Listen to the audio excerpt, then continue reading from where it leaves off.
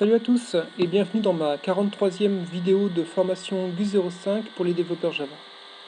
Alors, nous avions donc dans les vidéos précédentes mis en place une entité pour surveiller Internet et une deuxième entité pour réagir au changement de statut en émettant donc des sons. Dans cette vidéo, je vous propose donc de créer une entité graphique qui permettent d'afficher donc un petit label qui en fait change d'apparence en temps réel pour rendre compte du statut d'internet. Alors, on va ici créer une nouvelle entité qu'on va appeler cette fois label, ici, donc charlie.watch.internetconnection.label. Voilà. Alors, ça va être cette fois une entité multiple, donc on n'ajoute pas au démarrage, et qui sera juste graphique. Voilà. Et qui renverra un label, donc pour l'instant on va rien mettre comme composant graphique. Très bien. Generate.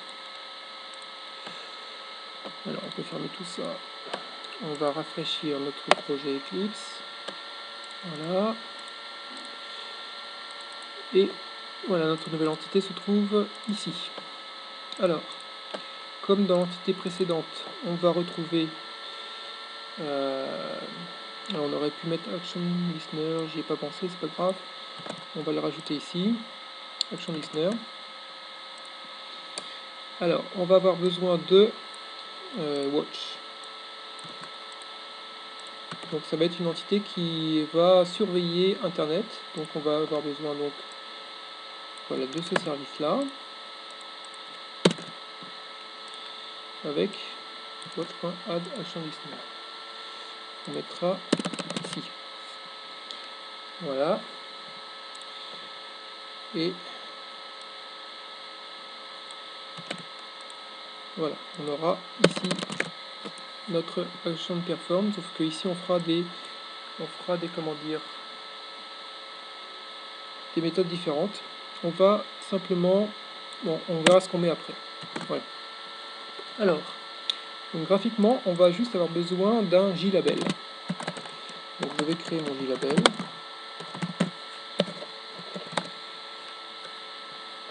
Voilà.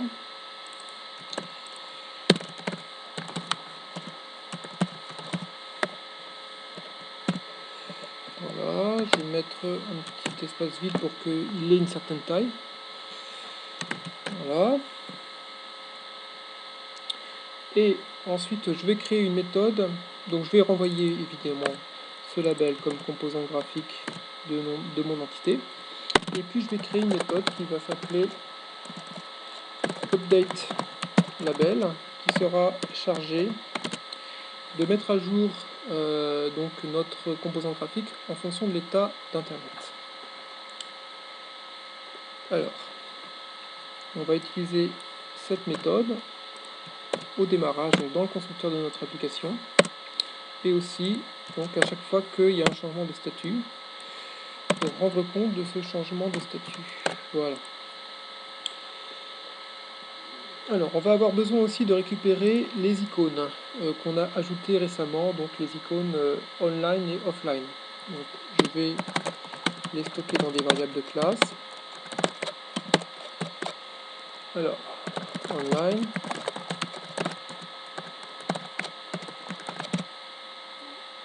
Voilà. Pour cela, on va récupérer donc tout ceci grâce à un objet icon provider. Je pense qu'on avait déjà fait quelque chose comme ça. Si mes souvenirs sont bons, ici, voilà. On avait déjà ici utilisé l'icône provider. Donc on va reprendre ce code source. Je vais fermer ça maintenant. Voilà. Voilà. Ensuite, on utilise l'icône provider pour faire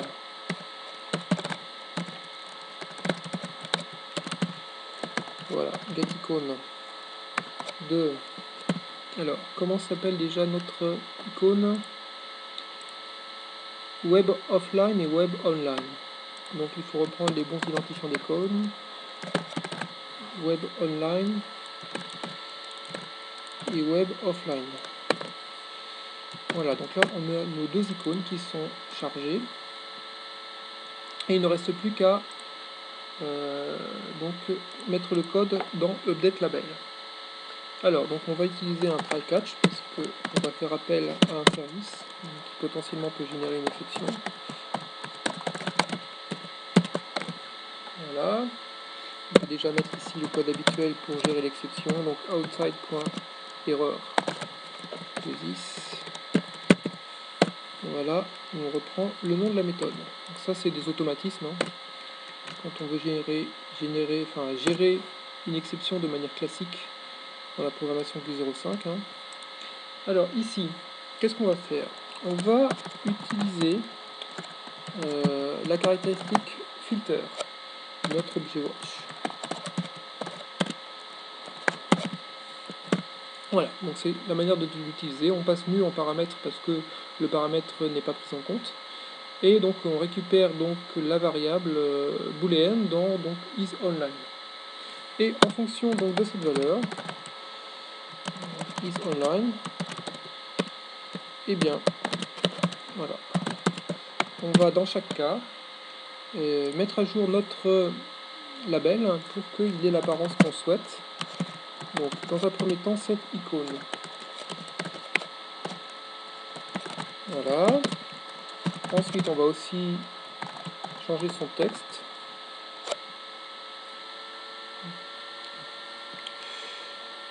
Je vais attendre l'Eclipse un petit moment de...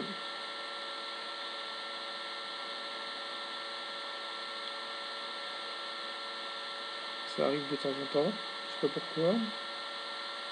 Merci. Donc on va, je disais donc, mettre le texte à online. Et pour finir, on va aussi changer la couleur du texte. Et on va mettre donc voilà, un texte de couleur bleue quand c'est connecté. Voilà, donc là on change à la fois l'icône, le texte et la couleur du texte. Et dans le cas où on est sur offline, on va mettre offline, offline, et on va mettre une couleur grise, comme ceci. Voilà. Très bien, et bien le code source de notre entité est terminé.